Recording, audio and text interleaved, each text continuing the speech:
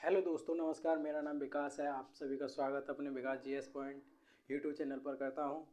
और आज की क्लास जानदार शानदार होने वाली है। आज का टॉपिक रहने वाला है और किससे संबंधित है ये भी जान लेते हैं। ये भारत का जो भूगोल है उससे संबंधित है। भारत और टॉपिक रहेगा हमारा भारत का जो भौगोलिक आधार है। भारत को कितने भौगोलिक आधारों में भौगोलिक आधार पर बांटा गया है, तो इस चीज़ के बारे में चर्चा करेंगे। और बने रहिए हमारे साथ लास्ट तक, ठीक है, यानी अंत तक बने रहिए और देखते रहिए। आज की वीडियो के माध्यम से जो मिलने वाली जानकारी आपके लिए बहुत फ़ायदेमंद है और जानदार शानदार होने वाली क्लास है, ठीक है। जो भी जानकारी मिलेगी आपको बहुत फ़ायदेमंद होगी, ठीक है। तो बने रहिए। बात करते हैं सबको छोड़ते हुए। तो हमारे भारत को जो भौगोलिक आधार पर कितने भागों में बांटा गया है, छः भागों में बांटा गया है। और जो जान लेते हैं कि कौन कौन से आधार हैं, उसके भौगोलिक आधार हैं जिन्हें बांटा गया है। जैसे कि देख पा रहे हैं आप, जैसे उत्तर पूर्वी जो क्षेत्र है, उत्तर पूर्वी जो क्षेत्र है हमारा, जिसके अंतर्गत हिमालय आता है। तो एक तो ये क्षेत्र हो गया, ठीक है। एक क्षेत्र हमारा ये हो गया और दूसरा क्षेत्र हमारा ये है उत्तर भारत का जो मैदान है, ठीक है। और तीसरा हमारा क्षेत्र ये हो गया जिसके अंतर्गत भारत का जो मरुस्थल है, जिसके जिसके अंदर राजस्थान है, वहाँ पे जो डिजर्ट एरिया है वो इसके अंतर्गत आता है। और जो प्रायद्वीपीय भारत है हमारा, प्रायद्वीपीय भारत है जिसके अंतर्गत पठार आते हैं, प्रायद्वीपीय पठार, प्रायद्वीपीय पठार आते, वो एक ये हो गए। प्रायद्वीपीय पठार वो एरिया कहलाता है, जैसे कि जो मैदान है ना, मान लीजिए एक मैदान है और मैदान से लगभग लगभग 1,000 मीटर की ऊंचाई वो काफ़ी क्षेत्र में फैली हो, तो उसे पठार कहते हैं, ठीक है, प्रायद्वीपीय पठार। और प्रायद्वीपीय वो एरिया कहलाता है जो तीनों ओर से घिरा होता है, ठीक है, तीनों ओर से। और जिसके जो तटीय जो क्षेत्र है, इसका जो मैदानी जो क्षेत्र है, जो तटीय मैदानी जो क्षेत्र है, ये पश्चिमी तटीय मैदान हो गया, ये पूर्वी तटीय मैदान हो गया, ठीक है। तो ये भी एक भाग है, ठीक है। तो हमारा एक चौथा ये हो गया और पांचवा क्षेत्र ये हो गया और छठवां क्षेत्र हमारा ये है। जैसे द्वीप है, जैसे अंडमान, जो अंडमान निकोबार द्वीप है और लक्षद्वीप है, ये इधर ये लक्षद्वीप है और ये हमारा अंडमान निकोबार द्वीप है, ठीक है। तो इसके बारे में हम विस्तार से चर्चा करेंगे और संक्षेप में भी चर्चा करेंगे। इसके बारे में जान लेते हैं। पहले उसके बारे में जानते हैं। जैसे ये हिमालय हमारा उत्तर पूर्वी जो क्षेत्र है, इसके बारे में जानते हैं, ठीक है। ये है क्या और ये इसका विस्तार कैसे हुआ, ठीक है, और ये कहाँ तक फैला हुआ है, तो इसके बारे में चर्चा कर ले रहे हैं, ठीक है। और बने रहिए हमारे साथ, देखते रहिए। जानदार शानदार क्लास होने वाली है आज की, ठीक है। तो हम बात कर रहे हैं आज जो, जैसे मोटे तौर पर भारत को कितने भागों में बांटा गया है, छः भागों में बांटा गया है भौगोलिक आधार पर। जैसे उत्तर तथा उत्तर पूर्वी पर्वतमाला, और दूसरा जो हमारा भारत उत्तरी भारत का मैदान है, और तीसरा हमारा प्रायद्वीपीय क्या है, पठार है, और चौथा हमारा क्या है, भारतीय मरुस्थल है, और पांचवा क्या है, तटीय मैदान है, ठीक है। और छठवां कौन सा है, द्वीप समूह है। तो हम बात कर रहे हैं पहले के बारे में। पहला कौन सा है, उत्तर तथा उत्तर पूर्वी पर्वतमाला। तो उसके बारे में बात कर ले रहे, जैसे कि आप देख पा रहे हैं, ये इसके बारे में ये है क्या, उत्तर तथा उत्तर पूर्वी पर्वतमाला में हिमालय पर्वत और हिमालय पर्वत और उत्तर पूर्वी पहाड़ियाँ शामिल हैं। इसके अंतर्गत क्या शामिल है, इसके अंतर्गत हमारे यानी उत्तर तथा उत्तर पूर्वी पर्वतमाला, यानी उत्तर ये उत्तर हो गया और उत्तर पूर्वी पर्वतमाला ये होगी, ठीक है। तो इसके अंतर्गत हिमालय पर्वत और उत्तर पूर्वी पहाड़ियाँ शामिल हैं। इसमें क्या है, हिमालय पर्वत है, हिमालय पर्वत और उत्तर पूर्वी पहाड़ियाँ शामिल हैं इसमें। ये क्षेत्र में क्या है, ये जो हमारा उत्तर पूर्वी जो एरिया है, इसके अंतर्गत हिमालय और उत्तर पूर्वी जो पहाड़ियाँ ये शामिल हैं इसके अंतर्गत, ठीक है। तो हिमालय में कई समांतर पर्वत श्रृंखलाएँ हैं। इसके अंतर्गत क्या है, हिमालय में कई समांतर पर्वत श्रृंखलाएँ, इसमें बहुत वृत्त, ये इसमें वृत्त हिमालय, पार हिमालय, यानी पार हिमालय श्रृंखलाएँ और मध्य हिमालय और शिवालिक प्रमुख श्रेणियाँ हैं इसके अंतर्गत, ठीक है। भारत के उत्तर पश्चिमी भाग में हिमालय की ये श्रेणियाँ और उत्तर पश्चिम दिशा से दक्षिण पूर्व दिशा की ओर फैली हुई हैं। यानी ये उत्तर दिशा से उत्तर पूर्वी दिशा तक फैली हुई हैं। जो श्रेणियाँ हैं, ये पर्वत है, ये फैले हुए हैं, ठीक है। और जिसमें दार्जिलिंग और सिक्किम क्षेत्रों में ये श्रेणियाँ पूर्व पूर्व दिशा में फैली हैं, जबकि अरुणाचल प्रदेश में ये दक्षिण पश्चिम से उत्तर पश्चिम की ओर घूम जाती है, यानी दक्षिण पश्चिम से लेके उत्तर पूर्व की ओर घूम जाती है, ठीक है। तो मिजोरम, नागालैंड, मणिपुर में ये पहाड़ियाँ और उत्तर दक्षिण दिशा में फैली हुई हैं। यानी बृहत हिमालय श्रृंखला से, जिसे केंद्रीय अच्छी श्रेणी में भी कहा जाता है कि पूर्व पश्चिम लंबाई लगभग 25 यानी 2500 यानी 2500 किलोमीटर तथा उत्तर से दक्षिण की चौड़ाई कितनी है, 160 से 400 किलोमीटर है। यानी पूर्व से पश्चिम लंबाई कितनी है इसकी, ये जो हिमालय जो एरिया है, पूर्व से पश्चिम की लंबाई कितनी है, 2500, कितनी है, 2500 किलोमीटर, कितनी है, 2500 किलोमीटर की लंबाई है। यानी उत्तर पश्चिम से लेके और पूर्व दक्षिण तक, ठीक है, पूर्व दक्षिण तक यानी पूर्व पश्चिम से लेके, यानी पूर्व पश्चिम से लेके, यानी पूर्व पश्चिम से लेके लंबाई लगभग 2500 किलोमीटर है,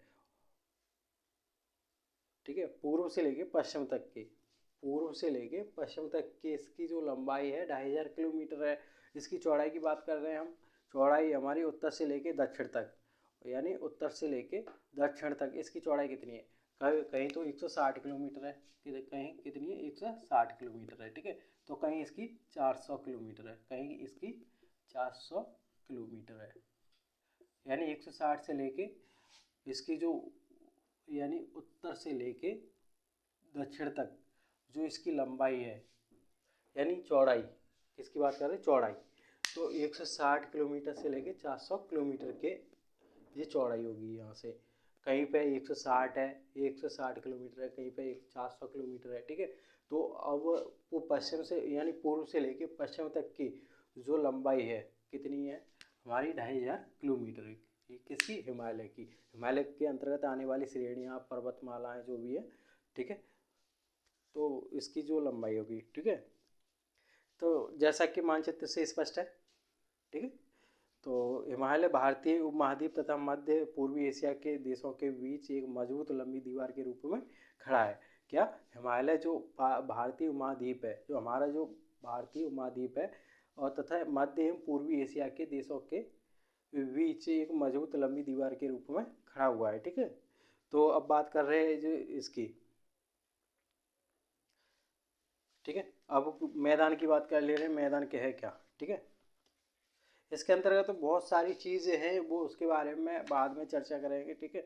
और जैसे काराकोरम है, लद्दाख है, काराकोरम श्रेणी हो गई, लद्दाख श्रेणी हो गई, जास्कर हो गई, ठीक है, पीर पंजाल हो गई, शिवालिक श्रेणियाँ हो गई। इसके बारे में विस्तार से चर्चा करेंगे अगर नेक्स्ट वीडियो में, ठीक है। तो अब उसके बारे में बात कर ले रहे हैं, किस मैदान के बारे में बात कर रहे हैं, ठीक है। उत्तरी भारत का जो मैदान है उसके बारे में बात कर ले। उत्तरी भारत का मैदान सिंधु, गंगा और ब्रह्मपुत्र नदियों द्वारा बहाकर लाए गए जलोढ़ निक्षेपों से बना है। जो उत्तर भारत का जो मैदान है, उत्तरी भारत का जो मैदान है, ये वाला जो मैदान है, ये किसके द्वारा बना है, कैसे बना है, इसके बारे में चर्चा कर रहे हैं, ठीक है। उत्तरी भारत का जो मैदान है, उत्तरी भारत का मैदान सिंधु, गंगा, यानी सिंधु, गंगा और ब्रह्मपुत्र नदियों द्वारा बहाकर लाए गए जलोढ़, यानी उत्तरी भारत का मैदान, जो उत्तरी भारत का मैदान है वो सिंधु नदी और गंगा नदी और ब्रह्मपुत्र नदी द्वारा बहाकर लाए गए जलोढ़ निक्षेप से बना है। किससे, जलोढ़ निक्षेप से बना है। इस मैदान की पूर्व से पश्चिम की लंबाई लगभग कितनी है, 32 किलोमीटर है। यानी पूर्व से लेके पश्चिम तक की इसकी लंबाई कितनी है, 32 किलोमीटर है। यानी हम यहाँ से बात करें, यहाँ से, ठीक है, पूर्व से लेके पश्चिम तक की इसकी वो लंबाई कितनी है, 3200 किलोमीटर है, ठीक है, कितनी है, 3200 किलोमीटर है। अब इसकी चौड़ाई की बात, औसत चौड़ाई इसकी कितनी है, औसत चौड़ाई की बात करते हैं 150 से लेके 300 किलोमीटर की है इसकी जो औसत चौड़ाई है। इसकी औसत चौड़ाई कितनी है, 150 से लेके 300 किलोमीटर है, ठीक है।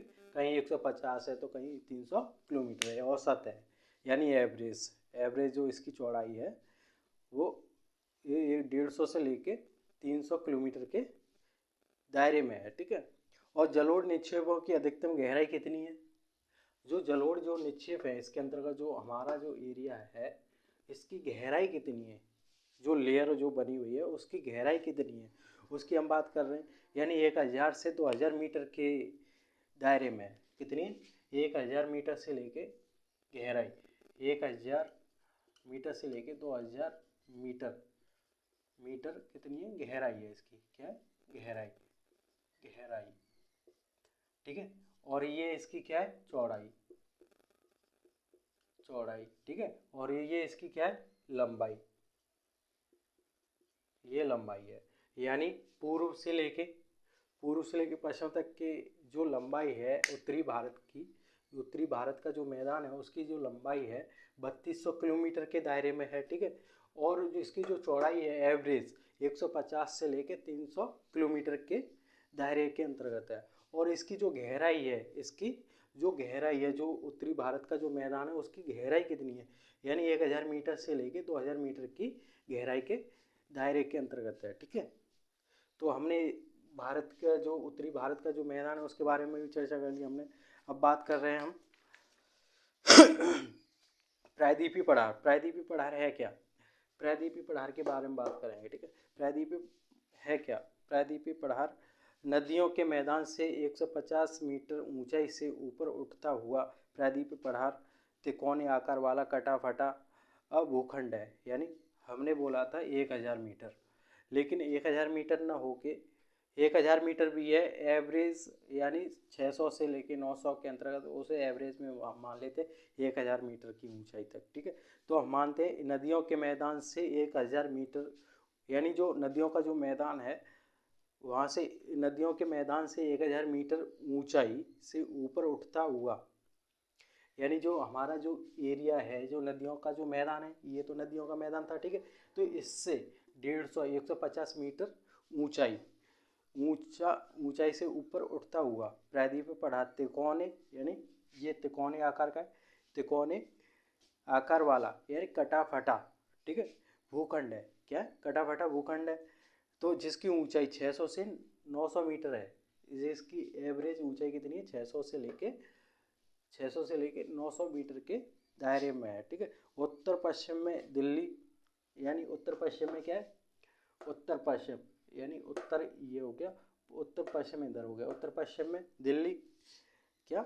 दिल्ली, कटक, अरावली विस्तार है, यानी ये अरावली विस्तार है यहाँ पे, ठीक है। उत्तर पश्चिम में जो इसका है यहाँ पे अरावली विस्तार है, ठीक है, यानी प्रायद्वीपीय पठार का। तो अरावली विस्तार पूर्व में राजमहल की पहाड़ियाँ, पूर्व में क्या है? राजमहल की पहाड़ियाँ, इधर यहाँ पे पूर्व में राजमहल की पहाड़ियाँ हैं। तो पश्चिम में गिरी पहाड़ियाँ हैं। पश्चिम में कौन सी हैं? पश्चिम में गिरी पहाड़ियाँ, इधर पश्चिम में गिरी पहाड़ियाँ हैं। और पश्चिम में गिरी पहाड़ियाँ, दक्षिण में इलायची की कार्डमम पहाड़ियाँ प्रायद्वीपीय पठार की सीमाएं निर्धारित करती है। उत्तर पूर्व में शिलांग और तथा कार्बी एंगलोंग पठार भी इसी भूखंड का विस्तार है, ठीक है। तो जैसे कि हमने चर्चा कर ली इसके प्रायद्वीपीय पठार के बारे में, और एक बार और बता दें, जैसे जो नदियों का जो एरिया है, जो नदी का जो एरिया है यानी मैदान, इससे एक यानी 150 यानी 150 मीटर की ऊंचाई से लेके, ठीक है। तो जो त्रिकोणीय आकार का जो कटा फटा भूखंड है जिसकी ऊंचाई लगभग यानी 600 मीटर से लेके 900 मीटर के दायरे के अंतर्गत है, तो वो प्रायद्वीपीय पठार कहलाता है, ठीक है। तो अब बात कर रहे हैं प्रायद्वीपीय पठार के अंतर्गत बहुत सारी चीज़ें हैं जिनके बारे में हम विस्तार से चर्चा करेंगे। जैसे दक्कन का पठार हो गया, ठीक है, मध्य उच्च भूभाग हो गया, उत्तर पूर्व पठार हो गया, ठीक है। ये सब चीज़ें इसके अंतर्गत आती हैं, इनके बारे में विस्तार से चर्चा करेंगे नेक्स्ट वीडियो में। लेकिन आप जैसे और भी बता दें, मध्य उच्च भूभाग जो यानी समुद्र तल से मध्य उच्च भूभाग की ऊंचाई 700 से 1000 मीटर के बीच की और उत्तर तथा उत्तर पूर्व दिशा में, यानी उत्तर पूर्व दिशा में